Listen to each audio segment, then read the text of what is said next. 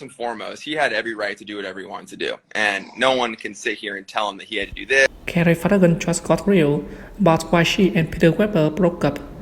There were just a lot of non-negotiables in the relationship. Just when you thought that the news about James and Rachel Kilkenne's breakup was going to dominate Bachelor Nation today, we have a new contender. Kelley Flanagan is out here opening up about her on and off again relationship with former Bachelor Peter Weber and why they decided to call it quits. Pucker up, y'all. During an appearance on Colin Bristol's of Survive podcast, Kelley said that her and Peter's relationship couldn't last because he wasn't followed through on a lot of his promises.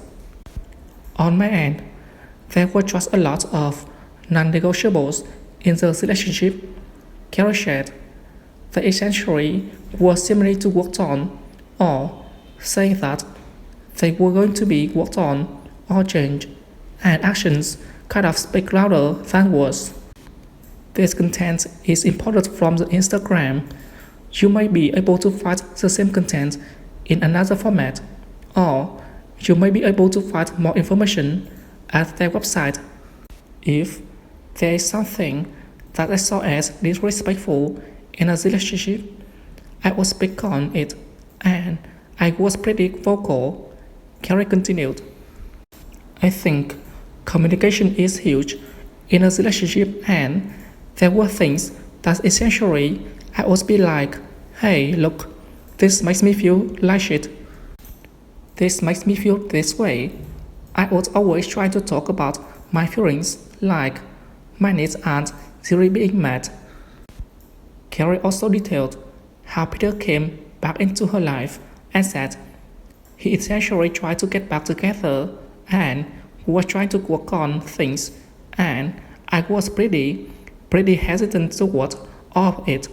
She told Kelley, he's telling me like, I love you, I want to get back together with you.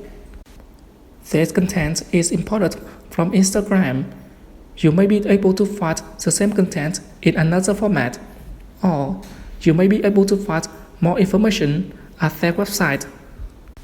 Now, Kelley says that she likely won't have any type of contact with Peter after this. I don't think I will be in communication with him, she concluded. It's a place in my past.